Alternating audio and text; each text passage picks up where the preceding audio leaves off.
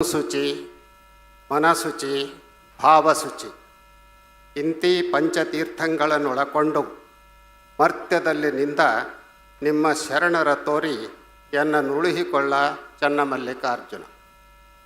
ಭಾರತ ಹಲವು ಜಾತಿ, ಭಾಷೆ, ವೇಷ, ಭೂಷಣ, ಧರ್ಮಗಳಿರುವ ವೈವಿಧ್ಯಮಯ ದೇಶ. ವೈವಿಧ್ಯತೆಯಲ್ಲೇ ಏಕತೆ ಸಾಧಿಸಿ ಮಾನವೀಯ ನೆಲೆಗಟ್ಟಿನಲ್ಲಿ ಸರ್ವರೂ ಒಂದರಾಗಿ ಸಾಮರಸ್ಯ ಕಾಯ್ದುಕೊಳ್ಳುವುದು, ಎಲ್ಲ ಧರ್ಮಗಳನ್ನು ಗೌರವಿಸುವುದು ಸರ್ವಧರ್ಮ ಸಮನ್ವಯಕ್ಕೆ ಸೋಪಾನ. ಸರ್ವಧರ್ಮ ಸಮನ್ವಯ ಎಂದರೆ ವೈವಿಧ್ಯತೆಯನ್ನು ಗೌರವಿಸುತ್ತಾ ವಿಶ್ವ ಪ್ರೇಮ ಭಾವನೆಯನ್ನು ಗಟ್ಟಿಗೊಳಿಸಿಕೊಳ್ಳುವುದು. ಭಾರತ ವಿಶ್ವಕ್ಕೆ ನೀಡಿದ ಬಹುದೊಡ್ಡ ಸಂದೇಶ ಎಂದರೆ ಸಹಿಷ್ಣುತೆ. ನದಿಗಳು ಬೇರೆ ಬೇರೆಯಾಗಿದ್ದರೂ ಅವು ಕೊನೆಗೆ ಸೇರುವುದು ಸಾಗರವನ್ನೇ. ಅದೇ ರೀತಿ ಧರ್ಮಗಳು ಬೇರೆ ಬೇರೆಯಾಗಿದ್ದರೂ ಅವುಗಳ ಗುರಿ ಸಕಲ ಜೀವಾತ್ಮರ ಒಳಿತನ್ನು ಬಯಸುವುದು. ಎಲ್ಲ ಧರ್ಮಗಳ ಮೂಲ ತತ್ವ ಸತ್ಯ, ಅಹಿಂಸೆ, ನೀತಿ, ಪ್ರೀತಿ, ಸಮಾನತೆ, ಕರುಣೆ, ಶಾಂತಿ, ಸೇವೆ, ತ್ಯಾಗ ಇತ್ಯಾದಿ. ಇವು ಇಂದಿನ ದಿನಗಳಲ್ಲಿ ತುಂಬ ಅಗತ್ಯವಾಗಿವೆ. ಏಕೆಂದರೆ ಎಲ್ಲೆಡೆ ಅನುಮಾನ, ಅವಮಾನ, ಅಹಂಕಾರ, ಅಧಿಕಾರ ದರ್ಪ, ಹಿಂಸೆ, ಭಯೋತ್ಪಾದನೆ, ಕೋಮು ದಳ್ಳುರಿ, ಯುದ್ಧ ಇತ್ಯಾದಿ ಧರ್ಮ ಬಾಹಿರವಾದಂಥ ಕೃತ್ಯಗಳೇ ತಾಂಡವ ನೃತ್ಯ ನಡೆಸಿವೆ. ಇವುಗಳಿಂದ ಶಾಂತಿ, ಸಹಿಷ್ಣುತೆ, ಸಮಾನತೆ, ಪ್ರೀತಿ, ಸೌಹಾರ್ದತೆ ಇಂಥ ಗುಣಗಳು ನೆಲಕಚ್ಚುತ್ತಲಿವೆ. ಇವುಗಳಿಗೆ ಪರಿಹಾರ ಇಲ್ಲವೇ? ಖಂಡಿತ ಇದೆ. ಆಲಯದಲ್ಲಿ ಕರಿಗೊಳ್ಳಲು, ಶ್ರವಣವು ಆಕಾಶವನ್ನು ಅಡರಲು, ಉಲುಹು ನಿರ್ಭೂತ ಚಿತ್ತ ಸಮಾಧಾನಗೈದಲು, ಕಾಲ ಕರ್ಮ ಭವಂಗಳ ಗೆಲುವುದಿದೇನು ಸೋಜಿಗವು ಹೇಳ ರೇವಣ್ಣ ಪ್ರಭುವೆ. ಇದು ಬಸವಣ್ಣನವರ ಹಿರಿಯ ಸಮಕಾಲೀನರಾಗಿದ್ದ ವಿಶ್ವಬಂಧು ಮರಳುಸಿದ್ಧರ ವಚನ. ಇಷ್ಟಲಿಂಗ ಪೂಜೆಯ ಮೂಲಕ ಕಾಲ ಕರ್ಮ ಭವಂಗಳನ್ನು ಗೆಲ್ಲುವ ಗುಟ್ಟು ಇಲ್ಲಿದೆ. ಮರಳುಸಿದ್ಧರು ಇಂದಿನ ಕೊಟ್ಟೂರು ತಾಲೂಕು ಉಜ್ಜಯಿನಿಯಲ್ಲಿ ಸದ್ಧರ್ಮ ಪೀಠವನ್ನು ಸ್ಥಾಪಿಸಿದರು. ಆ ಪೀಠದ ಮೇಲೆ ತಮ್ಮ ಶಿಷ್ಯ ತೆಲುಗುಬಾಳಿನ ಸಿದ್ದೇಶ್ವರರನ್ನು ಕೂರಿಸಿ ತರಳ ಬಾಳು ಎಂದು ಹಾರೈಸಿದರು. ಅಂದಿನಿಂದ ಇಂದಿನವರೆಗೆ ಶ್ರೀ ಮಧುಜ್ಜಯಿನಿ ಸದ್ಧರ್ಮ ಸಿಂಹಾಸನ, ಶ್ರೀ ತರಳಬಾಳು ಜಗದ್ಗುರು ಪರಂಪರೆ ಮುಂದುವರಿದುಕೊಂಡು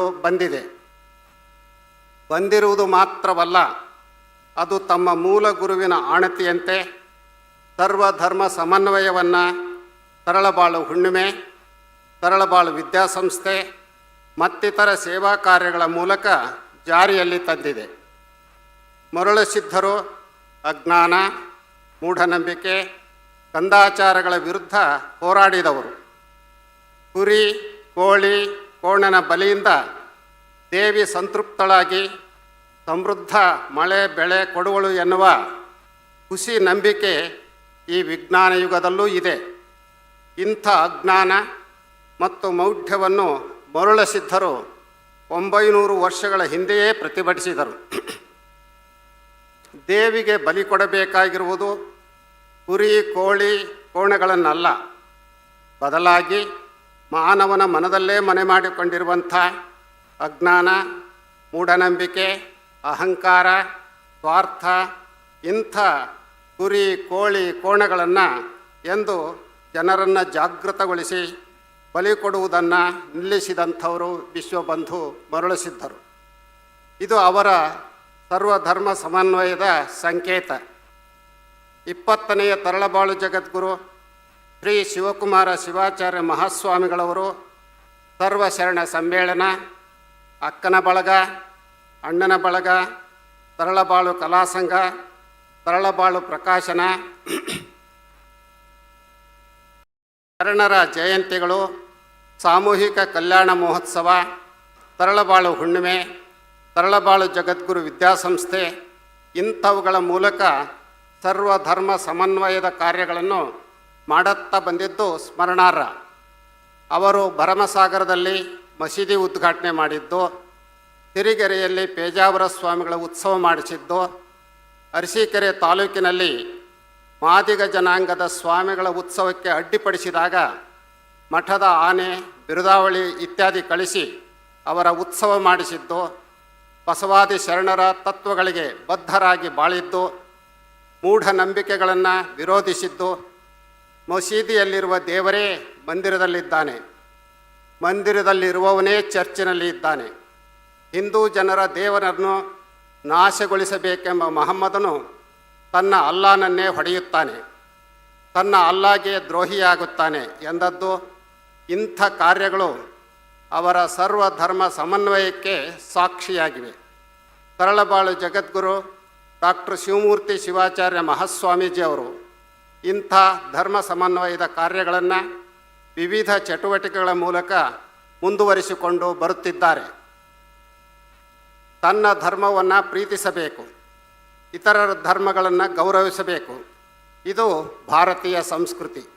ಹಾಗಂತ ಈ ಧರ್ಮಗಳಲ್ಲಿ ಹಿಂಸೆ, ಕ್ರೌರ್ಯ, ಮೌಢ್ಯ, ಜಾತೀಯತೆ, ಅವೈಜ್ಞಾನಿಕತೆ, ಲಿಂಗಭೇದ ಇತ್ಯಾದಿ ಅಮಾನವೀಯ ಅಂಶಗಳಿದ್ದಲ್ಲಿ ಅವುಗಳನ್ನು ಗೌರವಿಸಬೇಕು ಎಂದೇನಿಲ್ಲ. ಅಂಥ ಸಂದರ್ಭದಲ್ಲಿ ಆ ಧರ್ಮದ ದೋಷಗಳನ್ನು ಹೇಳಿ ತಿದ್ದುವ ಕಾರ್ಯ ಮಾಡಬೇಕು. ಇದನ್ನು ಅನೇಕ ಧರ್ಮದೀಪಕರು ಮಾಡುತ್ತಲೇ ಬಂದಿದ್ದಾರೆ. ಹಾಗೆ ಮಾಡಿದ್ದೇ ಮತ್ತೊಂದು ಧರ್ಮದ ಉದಯಕ್ಕೆ ಕಾರಣವಾಗಿದೆ. ಬಸವಣ್ಣನವರು ತಮ್ಮ ಪೂರ್ವದಲ್ಲಿದ್ದ ಧರ್ಮಗಳಲ್ಲಿನ ಕೆಲವು ದೋಷಗಳನ್ನು ನೇರವಾಗಿ ಹೇಳಿ ಯಜ್ಞ, ಹೋಮ, ಮೂಢತೆ, ಜಾತೀಯತೆ, ಬಲಿ, ಲಿಂಗ ತಾರತಮ್ಯ ಇಂಥ ಅನಿಷ್ಟಗಳ ವಿರುದ್ಧ ಜನರಲ್ಲಿ ಅರಿವು ಮೂಡಿಸುವ ಕಾಯಕ ಮಾಡಿದರು. ಅದು ಕಾರಣವಾಗಿಯೇ ಲಿಂಗಾಯತ ಎನ್ನುವ ಹೊಸ ಧರ್ಮ ಅಸ್ತಿತ್ವಕ್ಕೆ ಬಂದಿತು. ಇದರಲ್ಲಿ ಸರ್ವಧರ್ಮ ಸಮನ್ವಯಕ್ಕೆ ಪೂರಕವಾದ ತತ್ವಾದರ್ಶಗಳು ಇವೆ. ಅವರ ತತ್ವಾದರ್ಶಗಳಂತೆ ನಮ್ಮ ಗುರುಗಳು ದೇವಸ್ಥಾನಗಳ ಬದಲಾಗಿ ಮನುಷ್ಯನ ಮನಸ್ಸನ್ನು ಕಟ್ಟುವ ಕಾಯಕಕ್ಕೆ, ಸಾಮೂಹಿಕ ಇಷ್ಟಲಿಂಗ ದೀಕ್ಷೆಗೆ, ಸರ್ವಶರಣ ಸಮ್ಮೇಳನಕ್ಕೆ ವಿಶೇಷ ಒತ್ತು ಕೊಡುತ್ತಿದ್ದರು. ಅದೇ ಅವರ ಸರ್ವಧರ್ಮ ಸಮನ್ವಯ ಸಿದ್ಧಾಂತವಾಗಿತ್ತು. ದಯವಿಲ್ಲದ ಧರ್ಮ ಅದೇ ಉದಯ, ದಯವೇ ಬೇಕು ಸರ್ವ ಪ್ರಾಣಿಗಳೆಲ್ಲರಲ್ಲಿ, ದಯವೇ ಧರ್ಮದ ಮೂಲವಯ್ಯ, ಕೂಡಲ ಸಂಗಯ್ಯ ಅಂತೊಲ್ಲದೊಲ್ಲನಯ್ಯ. ಧರ್ಮದ ಮೂಲ ದಯೆ. ದಯೆ ಕೇವಲ ಮಾನವರ ಬಗ್ಗೆ ಮಾತ್ರ ಅಲ್ಲ, ಸರ್ವ ಪ್ರಾಣಿ ಸಂಕುಲದ ಬಗೆಗೂ ಇರಬೇಕು. ಹಾಗಾಗಿ ಕೊಲ್ಲೆನಯ್ಯ ಪ್ರಾಣಿಗಳ, ಮೆಲ್ಲೆನಯ್ಯ ಬಾಯಿಚ್ಛೆಗೆ ಎನ್ನುವ ಬಸವಣ್ಣನವರು ಹಿಂಸೆಯನ್ನು ಪ್ರತಿಭಟಿಸಿ ಅಹಿಂಸೆಯನ್ನು ಎತ್ತಿ ಹಿಡಿದಿದ್ದಾರೆ. ಧರ್ಮ ಸಮನ್ವಯತೆಗೆ ಬೇಕಾದದ್ದು ದಯವೇ ಹೊರತು ಹಿಂಸೆ ಅಲ್ಲ. ಮಾತಿನ ಮಾತಿಂಗೆ ನಿನ್ನ ಕೊಂದಹರೆಂದು ಎಲೆ ಹೋತ ಅಳು ಕಂಡ, ವೇದವನ್ನೋದಿದರ ಮುಂದೆ ಅಳು ಕಂಡ, ಶಾಸ್ತ್ರ ಕೇಳಿದವರ ಮುಂದೆ ಅಳು ಕಂಡ, ನೀನತ್ತುದಕ್ಕೆ ತಕ್ಕುದ ಮಾಡುವ ಕೂಡಲ ಸಂಗಮ ದೇವ. ಧರ್ಮ ದೇವರ ಹೆಸರಿನಲ್ಲಿ ಬಲಿ ಕೊಡುವುದನ್ನು ಬಸವಣ್ಣನವರು ಪ್ರತಿಭಟಿಸಿದ್ದಾರೆ. ವೇದ ಶಾಸ್ತ್ರ ಬಲ್ಲವರೇ ಬಲಿ ಕೊಡಲು ಪ್ರೋತ್ಸಾಹಿಸುತ್ತಿರುವುದನ್ನು ಕಂಡು ಬಲಿಯಾಗುವ ಪ್ರಾಣಿಗೆ ಹೇಳುತ್ತಾರೆ, ಅಂಥವರ ಮುಂದೆ ನೀನು ಅಳು, ಅತ್ತರೆ ಆ ಜನರಿಗೆ ದೇವರೇ ಶಿಕ್ಷೆ ಕೊಡುವನು ಎಂದು. ಇಲ್ಲಿ ಅಳುವುದು ಎಂದರೆ ಹೋರಾಡುವುದು, ಪ್ರತಿಭಟಿಸುವುದು. ಇದನ್ನು ಮಾಡಬೇಕಾದದ್ದು ಹೋತವಲ್ಲ, ಬದಲಾಗಿ ವೇದಶಾಸ್ತ್ರಗಳ ನೆಪದಲ್ಲಿ ಜನರನ್ನು ದಿಕ್ಕು ತಪ್ಪಿಸುವವರ ವಿರುದ್ಧ ವಿಚಾರವಂತರೇ ಬಂಡೇಳಬೇಕಾಗಿದೆ. ಸಂಪ್ರದಾಯವಾದಿಗಳು ಅನಂತ ದೇವರುಗಳನ್ನು ಸೃಷ್ಟಿಸಿ ದೇವರಿಗೂ ಜಾತಿಗಳನ್ನು ಅಂಟಿಸಿದ್ದಾರೆ. ಬೇರೆ ಬೇರೆ ವರ್ಗ ವರ್ಣದವರಿಗೆ ಬೇರೆ ಬೇರೆ ದೇವರು. ಕೆಲವರ ದೇವರು ಶ್ರೇಷ್ಠ, ಮತ್ತು ಕೆಲವರ ದೇವರು ಕನಿಷ್ಠ. ರಕ್ತ ಮಾಂಸ ಬೇಡುವ ದೇವರುಗಳೂ ಇವೆ. ಆದರೆ ಬಸವಣ್ಣವರು ಹೇಳ್ತಾರೆ, ಇಬ್ಬರು ಮೂವರು ದೇವರೆಂದು ಉಬ್ಬಿ ಮಾತನಾಡಬೇಡ, ಒಬ್ಬನೇ ಕಾಣಿರೋ, ಇಬ್ಬರೆಂಬುದು ಹುಸಿ. ಇದು ಹಲವು ದೇವರುಗಳ ನಂಬಿಕೆಯನ್ನು ಅವರು ಆ ಕಾಲದಲ್ಲೇ ಅಲ್ಲಗಳೆದಿದ್ದಾರೆ. ಸ್ಥಾವರ ಕಳಿವುಂಟು ಜಂಗಮ ಕಳಿವಿಲ್ಲ ಎನ್ನುವ ಬಸವಣ್ಣನವರು ಸ್ಥಾವರ ದೇವರ ಬದಲು ಜಂಗಮ ದೇವರ ಬಗ್ಗೆ ಮಾತನಾಡಿದ್ದಾರೆ. ಗುಡಿ ಕಟ್ಟಿಸಿ ವಿಗ್ರಹ ಪ್ರತಿಷ್ಠಾಪಿಸುವವರಿಗೆ ಅವರು ಹೇಳುವುದು ದೇಹವೇ ದೇವಾಲಯ ಎಂದು. ಅಲ್ಲಮ ಪ್ರಭುದೇವರು ಈ ವಿಚಾರದಲ್ಲಿ ತುಂಬ ಕಟುವಾಗಿ ಮಾತನಾಡಿದ್ದಾರೆ. ಕಲ್ಲಿನಿಂದಲೇ ದೇವಾಲಯ ಕಟ್ಟಿಸಿ ಅಂಥ ಕಲ್ಲಿನಿಂದಲೇ ದೇವರ ಮೂರ್ತಿ ಮಾಡಿಸಿ ಅದನ್ನು ದೇವಾಲಯದೊಳಗೆ ಪ್ರತಿಷ್ಠಾಪನೆ ಮಾಡುವರು. ಅಕಸ್ಮಾತ್ ಗೋಡೆಯ ಕಲ್ಲು ದೇವರ ಕಲ್ಲಿನ ಮೇಲೆ ಬಿದ್ದರೆ ನಿಮ್ಮ ದೇವರು ಎತ್ತ ಹೋದರು ಎಂದು ಪ್ರಶ್ನಿಸಿದ್ದಾರೆ. ಅಂಬಿಗರ ಚೌಡಯ್ಯನವರು ಕಲ್ಲ ದೇವರ ಪೂಜೆಯ ಮಾಡಿ ಕಲಿಯುಗದ ಕತ್ತೆಗಳಾಗಿ ಹುಟ್ಟಿದರು. ಮಣ್ಣ ದೇವರ ಪೂಜಿಸಿ ಮಾನಹೀನರಾದರು. ಮರನ ದೇವರೆಂದು ಪೂಜಿಸಿ ಮಣ್ಣ ಕೂಡಿದರು ಎಂದು ಕಲ್ಲು ಮಣ್ಣು ಮರ ಇತ್ಯಾದಿಗಳಿಂದ ಮಾಡಿದ ದೇವರ ಪೂಜಕರನ್ನು ಅತ್ಯಂತ ಕಟುವಾಗಿ ಟೀಕಿಸಿದ್ದಾರೆ. ಶರಣರದು ಏಕದೇವ ನಿಷ್ಠೆ. ಅದಕ್ಕಾಗಿ ಬಸವಣ್ಣನವರು ಇಷ್ಟಲಿಂಗವನ್ನು ಕರುಣಿಸಿದರು. ಅದನ್ನು ಬಿಟ್ಟು ಹಲವು ದೇವರುಗಳ ಪೂಜೆ ಮಾಡುವ ಲಿಂಗವಂತರಿಗೆ ಅದನ್ನು ಒತ್ತಾಯಪೂರ್ವಕವಾಗಿ ಹೇಳ್ತೇವೆ, ಲಿಂಗವಂತ ಅನ್ನುವಂಥ ಪದವನ್ನು. ಅವರು ಹೇಳಿದ್ದು ದೇವನೊಬ್ಬ ನಾಮ ಹಲವು, ಪರಮ ಪತಿವ್ರತೆಗೆ ಗಂಡನೊಬ್ಬ, ಮತ್ತೊಂದಕ್ಕೆ ಎರಗಿದಡೆ ಕಿವಿ ಮೂಗ ಕೊಯ್ಯುವನು, ಹಲವು ದೈವದ ಎಂಜಲ ತಿಂಬುವವರನು ಏನೆಂಬೆ ಕೂಡಲ ಸಂಗಮ ದೇವ. ಪತಿವ್ರತೆಗೆ ಒಬ್ಬನೇ ಗಂಡ ಇರುವಂತೆ ಭಕ್ತನಿಗೆ ಒಬ್ಬನೇ ದೇವರು. ಆ ದೇವರಿಗೆ ಹೆಸರು ಬೇರೆ ಬೇರೆ ಇರಬಹುದು, ಆದರೆ ಭಕ್ತರು ಇಂದಿನ ಕಂಪ್ಯೂಟರ್ ಯುಗದಲ್ಲೂ ಅದೆಷ್ಟು ದೇವರುಗಳನ್ನು ಪೂಜಿಸುತ್ತಿದ್ದಾರೆ.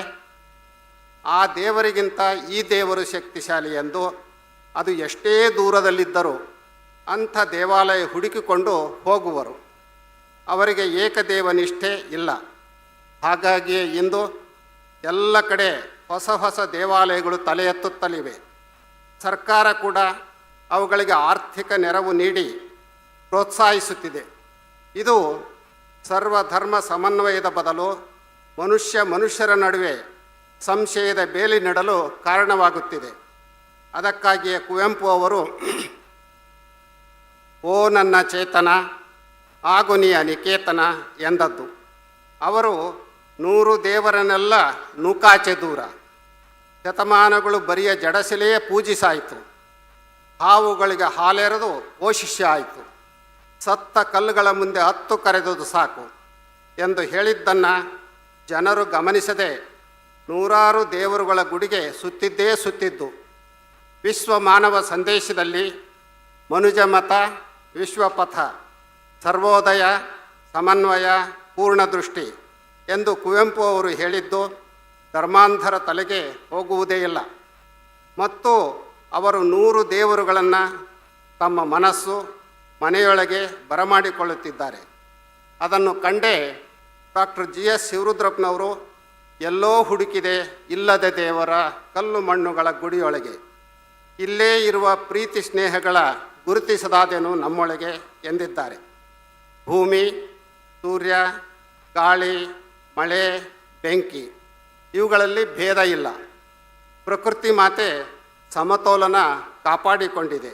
ಆದರೆ ಧರ್ಮ ದೇವರ ಹೆಸರಿನಲ್ಲಿ ಮನುಷ್ಯರ ನಡುವೆ ಬೇಲಿಯನ್ನು ನೆಡುವಂಥ ಕಾರ್ಯ ನಡೀತಾನೇ ಇದೆ. ಈ ಬಗ್ಗೆ ಗಂಭೀರ ಚಿಂತನೆಯನ್ನು ಪ್ರತಿಯೊಬ್ಬರೂ ಕೂಡ ಮಾಡಬೇಕಾಗಿದೆ. ಆಗ ಮಾತ್ರ ಸರ್ವಧರ್ಮ ಸಮನ್ವಯ ಸಾಧ್ಯ. ಜಾತಿ ಧರ್ಮಗಳ ಗೋಡೆಯನ್ನು ಕೆಡವಿ ಕುವೆಂಪು ಅವರು ಹೇಳಿರುವಂತೆ ವಿಶ್ವ ಮಾನವರಾಗಬೇಕಾಗಿದೆ. ಅದನ್ನೇ ಬಸವಣ್ಣನವರು ಇವ ನಾರವ ಎನ್ನದೆ ಇವ ನಮ್ಮವ ಎಂದು ಎಲ್ಲರನ್ನೂ ಸಮಾನವಾಗಿ ಕಾಣಲು ಹೇಳಿದ್ದು. ಧರ್ಮ ವಿಭಜಿಸುವುದಲ್ಲ, ಅದರ ಉದ್ದೇಶ ಒಟ್ಟುಗೂಡಿಸುವುದು. ಅದನ್ನೇ ಡಾಕ್ಟರ್ ಮಹಾದೇವ್ ಬಣಕಾರರು ಧರ್ಮ ಸೂಜಿ ಇದ್ದಂತೆ, ಜಾತಿ ಕತ್ತರಿ ಇದ್ದಂತೆ. ಸೂಜಿಯ ಕೆಲಸ ತುಂಡಾಗಿದ್ದ ಬಟ್ಟೆಗಳನ್ನು ಸೇರಿಸಿ ಒಂದಾಗಿಸುವುದು, ಕತ್ತರಿಯ ಕೆಲಸ ಒಂದಾಗಿದ್ದ ಬಟ್ಟೆಯನ್ನು ಕತ್ತರಿಸಿ ತುಂಡು ತುಂಡು ಮಾಡುವುದು ಎನ್ನುತ್ತಿದ್ದರು. ಧರ್ಮ ಯಾವುದೇ ಇದ್ದರೂ ಅದು ಸೂಜಿಯ ಕೆಲಸ ಮಾಡಿದಾಗ ಮಾತ್ರ ಸರ್ವಧರ್ಮ ಸಮನ್ವಯ ಸಾಧ್ಯ. ಧರ್ಮ ಸಾರ್ವಜನಿಕರಲ್ಲಿ ಪರಸ್ಪರ ಪ್ರೀತಿ, ಸಹಿಷ್ಣುತೆ, ಸತ್ಯ, ನೀತಿ, ಪ್ರಾಮಾಣಿಕತೆ ಇಂಥ ಮೌಲ್ಯಗಳನ್ನು ಬಿತ್ತಬೇಕು. ಪ್ರತಿಯೊಬ್ಬರೂ ಮೊದಲು ಭಾರತೀಯರು ಎನ್ನುವ ದೇಶಪ್ರೇಮವಿರಬೇಕು. ಅನಂತರ ಅವರವರ ಧರ್ಮದ ಪ್ರೇಮವಿದ್ದರೆ ತಪ್ಪೇನಲ್ಲ. ಆಯಾ ಧರ್ಮದ ಅನುಯಾಯಿಗಳು ಮತಾಂಧರಾಗದೆ ಮಾನವರ ನಡುವೆ ಬಾಂಧವ್ಯದ ಸೇತುವೆ ಕಟ್ಟುವ ಕಾರ್ಯ ಮಾಡಿದಾಗ ಮಾತ್ರ ಸಮನ್ವಯ ಸಾಧ್ಯ. ಭಾರತ ಸರ್ವಜನಾಂಗದ ಶಾಂತಿಯ ತೋಟ. ಆ ತೋಟದಲ್ಲಿ ವಿವಿಧ ವರ್ಣದ ಹೂಗಳಿರುವ ಹಾಗೆ ಭಾರತದಲ್ಲಿ ಹಲವು ಧರ್ಮಗಳಿದ್ದರೂ ಅವುಗಳ ನಡುವೆ ಮಧುರ ಬಾಂಧವ್ಯದ ಮೂಲಕ ಸಮನ್ವಯ ಸಾಧಿಸಬೇಕಾಗಿದೆ. ಧರ್ಮ ಮಾನವರನ್ನು ದೇವರನ್ನಾಗಿ ಮಾಡಬೇಕೇ ಹೊರತು ದಾನವರನ್ನಲ್ಲ. ಆದರೆ ತಮ್ಮ ಧರ್ಮವನ್ನು ಸರಿಯಾಗಿ ಅರ್ಥ ಮಾಡಿಕೊಳ್ಳದ ಧರ್ಮಾಂಧರಿಂದಾಗಿ ಏನೆಲ್ಲ ಅನಾಹುತಗಳು ಇವತ್ತು ಘಟಿಸ್ತಾನೇ ಇವೆ.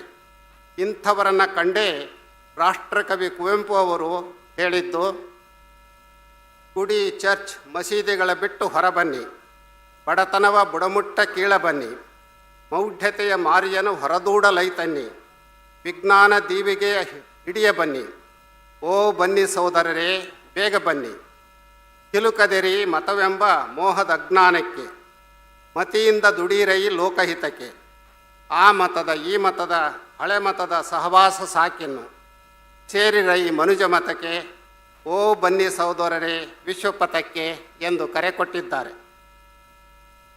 ಲಿಂಗಾಯತ ಧರ್ಮದಲ್ಲಿ ಏಕದೇವ ನಿಷ್ಠೆ, ಕಾಯಕ ಮತ್ತು ದಾಸೋಹ ತತ್ವಗಳಿಗೆ ಒತ್ತು ಕೊಡಲಾಗಿದೆ.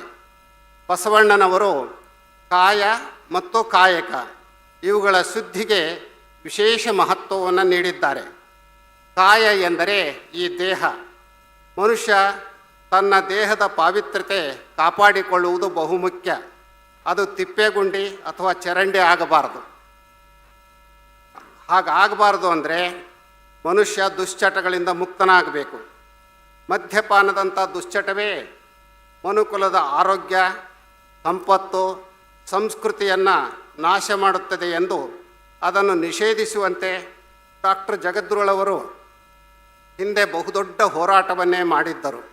ಆದರೆ ಯಾವ ಸರ್ಕಾರಗಳು ಈ ಬಗ್ಗೆ ಗಮನಹರಿಸದೆ ಮತ್ತಷ್ಟು ಮದ್ಯದಂಗಡಿಗಳಿಗೆ ಅನುಮತಿ ನೀಡುತ್ತಿರುವುದು ಏನನ್ನು ಸೂಚಿಸುತ್ತಿದೆ? ಇದು ಸಹ ಸರ್ವಧರ್ಮ ಸಮನ್ವಯಕ್ಕೆ ಬಹುದೊಡ್ಡ ಪೆಟ್ಟು ಕೊಡುತ್ತಿದೆ. ಆಗ ಕಾಯವೇ ಕೈಲಾಸವಾಗಲು ಹೇಗೆ ಸಾಧ್ಯ? ಕೈಲಾಸ ಎಂದರೆ ಆನಂದ. ಅದಕ್ಕೆ ಬೇಕಾದುದು ನಡೆನುಡಿ ಸಿದ್ಧಾಂತ, ಆದರ್ಶ ಬದುಕು. ಅದನ್ನೇ ಮತ್ತೊಂದು ಅರ್ಥದಲ್ಲಿ ಕಾಯಕವೇ ಕೈಲಾಸ ಎಂದು ಶರಣರು ಹೇಳಿದ್ದಾರೆ. ಹೀಗೆ ಮನುಷ್ಯ ಕಾಯ ಮತ್ತು ಕಾಯಕ ಶುದ್ಧಿಗೆ ಒತ್ತು ಕೊಟ್ಟರೆ ಸರ್ವಧರ್ಮ ಸಮನ್ವಯ ತನ್ನಿಂದ ತಾನೇ ಸಾಧಿತವಾಗುತ್ತೆ. ಇವತ್ತು ವೈಜ್ಞಾನಿಕವಾಗಿ ಅದ್ಭುತ ಪ್ರಗತಿಯಾಗಿದೆ. ವಿಜ್ಞಾನಕ್ಕೆ ತಳಹದಿಯಾಗಿರಬೇಕಾದದ್ದು ಮಾನವೀಯ ಧರ್ಮ. ಮಾನವೀಯತೆ ಇಲ್ಲದ ವಿಜ್ಞಾನ ಕುರುಡನಂತಾಗಿ ವಿನಾಶಕ್ಕೆ ಪ್ರೇರಕವಾಗುವುದು. ಅಂತೆಯೇ ವೈಜ್ಞಾನಿಕ ತಳಹದಿ ಇಲ್ಲದ ಧರ್ಮ ಕುಂಟನಂತಾಗಿ ಮೌಢ್ಯಗಳಿಗೆ ಹೆದ್ದಾರಿಯಾಗುವುದು. ತನ್ನ ಧರ್ಮವೇ ಶ್ರೇಷ್ಠ ಎನ್ನುವುದಕ್ಕಿಂತ ತಾನು ಶ್ರೇಷ್ಠ ಗುಣಗಳ ಮನುಷ್ಯನಾಗುವುದು ಬಹಳ ಮುಖ್ಯ. ಧರ್ಮ ಎಂದರೆ ಗುಡಿ, ಚರ್ಚು, ಮಸೀದಿ, ಪೂಜೆ, ಅಡ್ಡ ಉದ್ದ ನಾಮ ಇತ್ಯಾದಿಗಳಲ್ಲ. ಬದಲಾಗಿ ಆದರ್ಶ ಬದುಕನ್ನು ನಡೆಸುವುದು ಮತ್ತು ಇತರರಿಗೆ ಅದೇ ಅವಕಾಶವನ್ನು ಕಲ್ಪಿಸುವುದು. ಕಾಯಕವೇ ಕೈಲಾಸ ಎನ್ನುವ ತತ್ವ ಅನುಭವ ಮಂಟಪದ ಧ್ಯೇಯವಾಕ್ಯವಾಗಿತ್ತು. ಕಾಯಕ ಮಾಡಲು ಆರೋಗ್ಯ ಚೆನ್ನಾಗಿರಬೇಕು.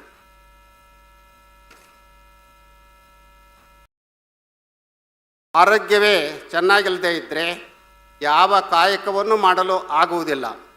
ಕಾಯ ಶುದ್ಧಿ ಕಾಯಕ ಶುದ್ಧಿಗೂ ಕಾರಣವಾಗುವುದು. ಹಾಗಾಗಿ ಮಾಡುವ ಕಾಯಕ ಸತ್ಯಶುದ್ಧವಾಗಿರಬೇಕಾದದ್ದು ಬಹುಮುಖ್ಯ. ಕಾಯಕಗಳಲ್ಲಿ ಮೇಲು ಕೀಳು ಇಲ್ಲ.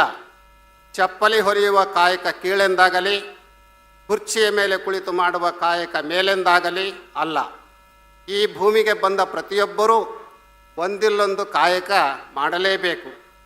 ಕಾಯಕದಿಂದ ಆರ್ಥಿಕ ಮತ್ತು ಸಾಮಾಜಿಕ ಸಮನ್ವಯವನ್ನು ಸಾಧಿಸಲು ಸಾಧ್ಯ.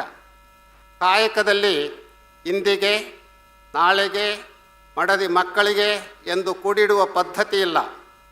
ಹೊನ್ನಿನೊಳಗೊಂದೊರೆಯ, ಹೀರೆಯೊಳಗೊಂದೆಳೆಯ, ಇಂದಿಂಗೆ ನಾಳಿಂಗೆ ಬೇಕೆಂದೆನಾದಡೆ ನಿಮ್ಮಾಣೆ, ನಿಮ್ಮ ಪ್ರಮಥರಾಣೆ, ನಿಮ್ಮ ಶರಣರಿಗಲ್ಲದೆ ಮತ್ತೊಂದನರಿಯೆ ಎನ್ನುವುದು ಬಸವಣ್ಣನವರ ಪ್ರಮಾಣ. ಇದೇ ದಾಸೋಹ ಪ್ರಜ್ಞೆ.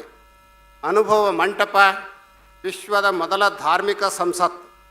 ಅಲ್ಲಿ ಜಾತಿ, ವಯಸ್ಸು, ಲಿಂಗಭೇದವಿಲ್ಲದೆ ಎಲ್ಲ ಕಾಯಕದವರು ಮುಕ್ತವಾಗಿ ಚರ್ಚೆ ಮಾಡುತ್ತಿದ್ದರು. ಅವರ ಚರ್ಚೆ ಧರ್ಮ ಸಮನ್ವಯಕ್ಕೆ ಹಿಡಿದ ಕನ್ನಡಿಯಾಗಿತ್ತು. ಶರಣರ ದೃಷ್ಟಿಯಲ್ಲಿ ಧರ್ಮ ಮನುಷ್ಯರ ನಡುವೆ ಬಾಂಧವ್ಯದ ಬೆಸುಗೆ ಹಾಕಬೇಕು. ಯಾರೇ ಆಗಲಿ ಲೋಕದ ಡೊಂಕನ್ನು ತಿದ್ದುವ ಮುನ್ನ ತನ್ನ ಡೊಂಕನ್ನು ತಿದ್ದಿಕೊಳ್ಳಬೇಕು. ವ್ಯಕ್ತಿಯ ಮಾತಾಡೋದು ಬೇಡ. ವ್ಯಕ್ತಿಯ ತನು, ಮನ, ಭಾವ, ಬುದ್ಧಿಯಲ್ಲಿ ಪರಿವರ್ತನೆಯಾದರೆ ಧರ್ಮ ಸಮನ್ವಯತೆ ಸುಲಭ. ಧರ್ಮ ಎಂದರೆ ಮೊದಲೇ ಹೇಳಿದಂತೆ ಕೇವಲ ಬಾಹ್ಯ ಕ್ರಿಯಾಚರಣೆಗಳು ಅಲ್ಲ, ಅದು ಮನುಷ್ಯತ್ವ. ಇಂದು ಜಾತಿ, ಮತ, ಧರ್ಮದ ಹೆಸರಿನಲ್ಲಿ ಮಾನವೀಯ ಸಂಬಂಧಗಳು ಶಿಥಿಲವಾಗುತ್ತಿವೆ. ಬಸವಣ್ಣನವರು ಸಕಲ ಜೀವಾತ್ಮರಿಗೆ ಲೇಸನ್ನು ಬಯಸುವುದೇ ನಿಜ ಧರ್ಮ ಎಂದರು. ಅಲ್ಲಿ ಕೇವಲ ಮಾನವ ಮಾತ್ರ ಇಲ್ಲ, ಸಕಲ ಜೀವಜಾಲವೇ ಇದೆ. ಆ ಜೀವಜಾಲ ಚೆನ್ನಾಗಿದ್ದರೆ ನಾವು ಚೆನ್ನಾಗಿರಲು ಸಾಧ್ಯ. ಅನುಭವ ಮಂಟಪದಲ್ಲಿ ಹರಳಯ್ಯ, ಕಕ್ಕಯ್ಯ, ಚೆನ್ನಯ್ಯ, ಚಂದಯ್ಯ, ಮಾಚಯ್ಯ, ಮರುಳಶಂಕರದೇವ, ಮಹಾದೇವ ಭೂಪಾಲ, ಸತ್ಯಕ್ಕ, ಸೂಳೆ ಸಂಕವೆ, ಕದಿರೆ ರೆಮ್ಮವ್ವೆ, ಅಕ್ಕ ಮಹಾದೇವಿ, ಹೀಗೆ ವಿವಿಧ ವರ್ಗದ ವಿಭಿನ್ನ ಕಾಯಕದ ಜನರಿದ್ದರು. ಅಲ್ಲಿ ಜಾತಿ ಮತ್ತು ಕಾಯಕದ ಆಧಾರದ ಮೇಲೆ ಯಾರನ್ನೂ ನೋಡದೆ ಸರ್ವ ಸಮಾನತೆಯನ್ನು ಜಾರಿಯಲ್ಲಿ ತಂದಿದ್ದರು. ಅವರಿಗೆ ಅಂತರಂಗ ಬಹಿರಂಗ ಶುದ್ಧಿ ಮುಖ್ಯವಾಗಿತ್ತು. ಬಸವಣ್ಣನವರು ಅಂತರಂಗ ಬಹಿರಂಗ ಶುದ್ಧಿಗೆ ಕಳಬೇಡ, ಕೊಲಬೇಡ, ಹುಸಿಯ ನುಡಿಯಲು ಬೇಡ ಎನ್ನುವ ಸಪ್ತ ಸೂತ್ರಗಳನ್ನು ಹೇಳಿದ್ದಾರೆ. ಆ ಸಪ್ತ ಶೀಲಗಳಂತೆ ನಡೆದರೆ ಸರ್ವಧರ್ಮದ ಸಮನ್ವಯ ಸಹಜವಾಗಿಯೇ ಜಾರಿಯಲ್ಲಿ ಬರುತ್ತೆ. ಇವತ್ತು ತಂತ್ರಜ್ಞಾನ ವಿಶ್ವವನ್ನೇ ಒಂದು ಹಳ್ಳಿಯನ್ನಾಗಿ ರೂಪಿಸಿದೆ. ಆದರೆ ಅವರ ಹೃದಯಗಳು ದೂರವಾಗ್ತಾ ಇವೆ. ಜಾತಿ, ಮತ, ಪಂಥಗಳ ಗೋಡೆಗಳನ್ನು ಕೆಳವಿ ವಿಶ್ವ ಮಾನವರಾಗುವುದು ಇಂದಿನ ಅಗತ್ಯವಾಗಿದೆ. ವಿಶ್ವಬಂಧು ಮರುಳಸಿದ್ಧರ ತತ್ವದಂತೆ ಎಲ್ಲರನ್ನೂ ಬಂಧುಗಳಂತೆ ಕಾಣುವ ಹೃದಯ ವೈಶಾಲ್ಯತೆಯನ್ನು ಬೆಳೆಸಿಕೊಳ್ಳಬೇಕಾಗಿದೆ.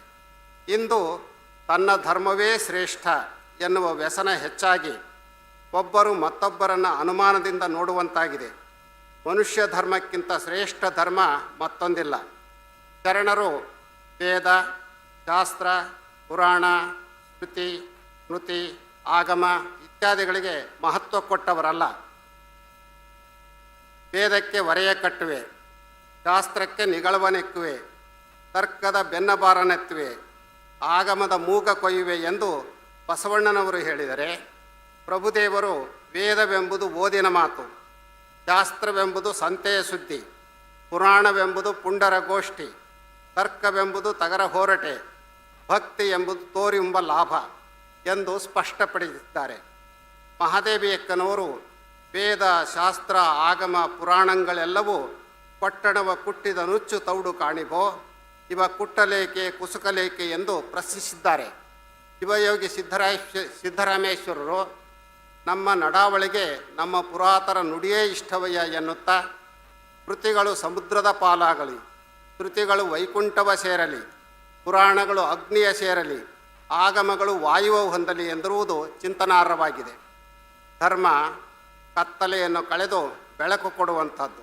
ಆದರೆ ಧರ್ಮಾಂಧರು ಬೆಳಕನ್ನು ಆರಿಸಿ ಬೆಂಕಿ ಹಚ್ಚುವರು. ಧಾರ್ಮಿಕ ವಲಯದಲ್ಲಿರುವವರು ಮಾನವೀಯ ಗುಣಗಳನ್ನು ಎತ್ತಿ ಹಿಡಿಯುವಂತಾಗಬೇಕು. ಆಗ ಸರ್ವಧರ್ಮ ಸಮನ್ವಯ ಅಂಗೈನಲ್ಲಿಯಾಗುವುದು. ಇಂದು ಮನುಷ್ಯ ಚಂದ್ರನ ಮೇಲೆ ಮನೆ ಕಟ್ಟುವ ಸಾಹಸದಲ್ಲಿದ್ದಾನೆ, ನೀರಿನಲ್ಲಿ ಮೀನಿನಂತೆ ತೇಲುತ್ತಿದ್ದಾನೆ, ಆಕಾಶದಲ್ಲಿ ಹಕ್ಕಿಯಂತೆ ಹಾರುತ್ತಿದ್ದಾನೆ. ಆದರೆ ಮನುಷ್ಯನಾಗಿ ಬಾಳುವುದು ಹೇಗೆ ಎಂಬುದನ್ನು ಮರೆತಿದ್ದಾನೆ. ಇದಕ್ಕೆ ಧರ್ಮ ಅಡ್ಡಗೋಡೆಯಾಗುತ್ತಿದೆ ಎನ್ನುವ ಅಭಿಪ್ರಾಯ ಹಲವರದು. ಧರ್ಮದ ಯಥಾರ್ಥ ಅರಿತು ಅದರ ಆಶಯದಂತೆ ಪ್ರತಿಯೊಬ್ಬರೂ ವ್ಯಕ್ತಿಗತ ಬದುಕನ್ನು ಕಟ್ಟಿಕೊಂಡರೆ ಧರ್ಮ ಅಡ್ಡಗೋಡೆಯಾಗದೆ ಸರ್ವಧರ್ಮ ಸಮನ್ವಯಕ್ಕೆ ಸೋಪಾನವಾಗುವುದು. ಮೊದಲೇ ಹೇಳಿದ ಹಾಗೆ ಲಿಂಗಾಯತ ಧರ್ಮದಲ್ಲಿ ಸರ್ವಧರ್ಮ ಸಮನ್ವಯಕ್ಕೆ ಬೇಕಾದ ಎಲ್ಲ ಆದರ್ಶಗಳು ಅಡಕವಾಗಿವೆ. ಆದರೆ ಆ ಧರ್ಮದ ತತ್ವಾದರ್ಶಗಳಂತೆ ಜನರು ಮತ್ತು ಅವರಿಗೆ ಮಾರ್ಗದರ್ಶನ ಮಾಡುವ ಮಠಾಧೀಶರು ನಡೆದುಕೊಳ್ಳಬೇಕಾಗಿದೆ. ಬೆಲ್ಲವ ತಿಂದ ಕೋಡಗನಂತೆ, ಕಬ್ಬ ತಿಂದ ನರಿಯಂತೆ, ಗಗನವರ್ಣರಿಗೆ ಕಾಗೆಯಂತೆ ಚಂಚಲ ಮನದವರಾಗದೆ ಕೂಡಲ ಸಂಗನ ಶರಣರ ಕಂಡು ಲಿಂಗವೆಂದೇ ನಂಬು ಮನವೇ ಎಂದಿರುವ ಬಸವಣ್ಣನವರ ಸಂದೇಶವನ್ನು ಬದುಕಿನಲ್ಲಿ ಸಾಕಾರಗೊಳಿಸಬೇಕಾಗಿದೆ. ಆಗ ಸರ್ವಧರ್ಮ ಸಮನ್ವಯ ಸಾಧ್ಯ. ಸರ್ವಧರ್ಮ ಸಮನ್ವಯದ ಹಿನ್ನೆಲೆಯಲ್ಲೇ ನಮ್ಮ ಗುರುಗಳು ಬಸವಾದಿ ಶಿವಶರಣರ ವಚನ ಸಾಹಿತ್ಯವನ್ನು ಆಂಗ್ಲ ಭಾಷೆಗೆ ಅನುವಾದ ಮಾಡಿಸಿದ್ದರು. ಶರಣರ ವಚನಗಳು ವಿಶ್ವವ್ಯಾಪಿಯಾಗುವ ಕನಸನ್ನು ಕಂಡಿದ್ದರು. ಅವರ ಕನಸನ್ನು ಡಾಕ್ಟರ್ ಜಗದ್ಗುರುಳವರು ಗಣಕ ತಂತ್ರಜ್ಞಾನ ಬಳಸಿ ಎಲ್ಲ ವಚನಗಳು ಮೊಬೈಲ್ನಲ್ಲೇ ಸಿಗುವಂತೆ ನನಸು ಮಾಡಿದ್ದಾರೆ. ಹೀಗೆ ನಮ್ಮ ಮಠ ಸರ್ವಧರ್ಮ ಸಮನ್ವಯದ ನೆಲೆಯಲ್ಲೇ ಕೆಲಸ ಮಾಡುತ್ತಿದೆ ಎಂದು ಹೇಳಲು ಹೆಮ್ಮೆಯಾಗುತ್ತಿದೆ. ನಡೆಯಲರಿಯದೆ ನುಡಿಯಲರಿಯದೆ ಲಿಂಗವ ಪೂಜಿಸಿ ಫಲವೇನು, ಅವರ ದುಃಖವೆನ್ನ ದುಃಖ ಅವರ ಸುಖವೆನ್ನ ಸುಖ, ಕೂಡಲ ಸಂಗನ ಶರಣರ ಮನನೊಂದಡೆ ಆನು ಬೆಂದೆನಯ್ಯ. ಈ ವಚನದ ಆಶಯ ಸಫಲವಾದರೆ ಸರ್ವಧರ್ಮ ಸಮನ್ವಯದ ಜೊತೆಗೆ ಸಕಲ ಜೀವಾತ್ಮರ ಕಲ್ಯಾಣವಾಗುವುದು. ಬುದ್ಧನ ಕರುಣೆ, ಪೈಗಂಬರರ ಶಾಂತಿ, ಯೇಸು ಕ್ರಿಸ್ತರ ಕ್ಷಮಾಗುಣ, ಮಹಾವೀರರ ಅಹಿಂಸೆ, ವಿಶ್ವಬಂಧು ಮರಳುಸಿದ್ದರ ವಿಶ್ವಪ್ರೇಮ, ಬಸವಣ್ಣನವರ ಸಪ್ತಶೀಲಗಳು, ವಿವೇಕಾನಂದರ ವಿಶ್ವಭಾತೃತ್ವ, ಗಾಂಧೀಜಿಯವರ ಸತ್ಯ, ಕುವೆಂಪು ಅವರ ವಿಶ್ವಮಾನವ ಸಂದೇಶ, ಒಗ್ಗಟ್ಟಾಗದೆ ಯಾವ ಕಾರ್ಯವೂ ನಡೆಯುವುದಿಲ್ಲ ಎನ್ನುವ ನಮ್ಮ ಗುರುಗಳ ಮೌಲ್ಯಾದರ್ಶನಗಳನ್ನು ಬದುಕಿನಲ್ಲಿ ಅಳವಡಿಸಿಕೊಂಡರೆ ಸರ್ವಧರ್ಮ ಸಮನ್ವಯದ ಬಗ್ಗೆ ಮಾತನಾಡುವ ಅಗತ್ಯವೇ ಬೀಳುವುದಿಲ್ಲ. ಉದಕ ಮಜ್ಜನವಲ್ಲ, ಪತ್ರೆ ಪೂಜೆಯಲ್ಲ, ಧೂಪ ಪರಿಮಳವಲ್ಲ, ಕಂಚು ಬೆಳಗಲ್ಲ, ಸೈದಾನ ಅರ್ಪಿತವಲ್ಲ. ಅದೆಂತೆಂದಡೆ ಸಜ್ಜನವೇ ಮಜ್ಜನ, ಸದಾಚಾರವೇ ಪತ್ರೆ ಪುಷ್ಪ, ಅಷ್ಟಮದಂಗಳ ಸುಟ್ಟುದೇ ಧೂಪ, ನಯನವೇ ಸ್ವಯಂ ಜ್ಯೋತಿ, ಪರಿಣಾಮವೇ ಅರ್ಪಿತ ಕಾಣ ಗುಹೇಶ್ವರ. ಈ ಮಾತುಗಳ ಹಿನ್ನೆಲೆಯಲ್ಲಿ ಸರ್ವಧರ್ಮ ಸಮನ್ವಯ ಹೇಗೆ ಅನ್ನೋದನ್ನು ನೀವು ಅರ್ಥ ಮಾಡ್ಕೊಂಡಿರ್ಬೋದು. ಇವತ್ತಿನ ದಿನಮಾನಗಳಲ್ಲಿ ಮನುಷ್ಯ ರಾಕ್ಷಸನಾಗುವಂಥ ವಾತಾವರಣವನ್ನು ಎಲ್ಲ ಕಡೆ ಕಾಣ್ತಾ ಇದೆ. ಅಂಥ ರಾಕ್ಷಸತ್ವದಿಂದ ದೇವತ್ವದ ಕಡೆಗೆ ಕಡೆದೊಯ್ಯುವಂಥದ್ದೇ ಈ ತರಳಬಾಳು ಹುಣ್ಣಿಮೆಯ ಉದ್ದೇಶ. ಆರಂಭದಲ್ಲಿ ನಾವು ನೋಡ್ತಾ ಇದ್ವಿ, ಮಂತ್ರಿಗಳು ಮಾತನಾಡುವಾಗ ನಿಂತಾಗ ಆ ಭಾಗದ ಜನ ಕೇಕೆ ಹಾಕೋದು, ಸಿಳ್ಳು ಹಾಕೋದು ನಮ್ಮ ಸಂಸ್ಕೃತಿ ಅಲ್ಲ. ತರಳಬಾಳು ಹುಣ್ಣಿಮೆಗೆ ತನ್ನದೇ ಆದಂಥ ಒಂದು ಶಿಸ್ತು ಇದೆ. ಆ ಶಿಸ್ತನ್ನು ಸಾರ್ವಜನಿಕರು ಕಾಪಾಡಬೇಕಾಗಿದೆ. ಹಿರಿಯ ಗುರುಗಳು ಯಾವ ಪರಂಪರೆಯನ್ನು ಉಳಿಸ್ಕೊಂಡು ಬಂದಿದ್ರೋ ಆ ಪರಂಪರೆಯನ್ನು ಈಗಿನ ಗುರುಗಳು ಕೂಡ ಮುಂದುವರಿಸ್ಕೊಂಡು ಹೋಗ್ತಾ ಇದ್ದಾರೆ. ಅದಕ್ಕೆ ಭಕ್ತರಾದಂಥವರು ಕೂಡ ಬೆಂಬಲವನ್ನು ನೀಡಬೇಕು ಅಂತ ಸೂಚ್ಯವಾಗಿ ಹೇಳ್ತಾ, ಭದ್ರಾವತಿಯಲ್ಲಿ ಹಿಂದೆ ತರಳಬಾಳ ಹುಣ್ಣಿಮೆ ಆದಾಗಲೂ ಕೂಡ ನಾವು ಭಾಗವಹಿಸಿದ್ವಿ. ಈ ಸಾರಿ ನಾವು ಭಾಗವಹಿಸ್ತೀವಿ ಅನ್ನುವಂಥ ನಂಬಿಕೆ ನಮಗಿರಲಿಲ್ಲ. ಆದರೆ ಗುರುಗಳ ಆಶೀರ್ವಾದ, ನಿಮ್ಮೆಲ್ಲರ ಬಯಕೆಯಿಂದ ಈಗ ತಾನೇ ಹೇಳಿದೆ ಕೇಕೆ ಹೊಡೆಯೋದು ನಮ್ಮದಲ್ಲ ಅಂತ. ಆದರೂ ಕೂಡ ನೀವು ಮತ್ತೆ ಹೊಡೆದಿದ್ರೆ ಅದನ್ನು ತಪ್ಪು ಅಂತ ಹೇಳಲ್ಲ. ಈ ಹುಣ್ಣಿಮೆ ಇಲ್ಲಿ ನಡೀಲಿಕ್ಕೆ ಭದ್ರಾವತಿಯ ಎಲ್ಲ ಜನರು ಬಹಳ ಭಕ್ತಿ ಗೌರವವನ್ನು ಸಲ್ಲಿಸಿ ಶ್ರದ್ಧೆಯಿಂದ ದುಡಿಮೆ ಮಾಡಿದ್ದಾರೆ. ಹಾಗೆ ದುಡಿಮೆ ಮಾಡಿದಂಥ ಎಲ್ಲ ಭಕ್ತರಿಗೆ ಬಹಳ ಜನ ಹೇಳ್ತಾ ಇದ್ದಾರೆ ಇದು ಒಂದು ಇತಿಹಾಸವನ್ನು ಪ್ರಾರಂಭ ಮಾಡಿದೆ ಅಂತ. ಅದು ಯಾವ ಇತಿಹಾಸವೋ ನಮಗೆ ಗೊತ್ತಿಲ್ಲ. ಇಲ್ಲಿ ಏನು ಮತ್ತೆ ಆ ಕಂಪ್ನಿ ಉದ್ಧಾರ ಆದರೆ ಮೊದಲಿನಂತೆ ಅದು ಕೆಲಸ ಮಾಡೋವಂತಾದರೆ ಅದು ನಿಜವಾದಂಥ ಇತಿಹಾಸ ಆಗುತ್ತೆ. ಅಂಥ ಇತಿಹಾಸವನ್ನು ನಮ್ಮ ರಾಜ್ಯ ಸರ್ಕಾರ ಕೇಂದ್ರ ಸರ್ಕಾರ ಒಟ್ಟಾಗಿ ಮಾಡಲಿ ಅಂತ ಹಾರೈಸಿ ಎಲ್ಲರಿಗೆ ಶುಭವನ್ನು ಕೋರಿ ಮಾತುಗಳನ್ನು ಮುಕ್ತಾಯಗೊಳಿಸ್ತೇವೆ.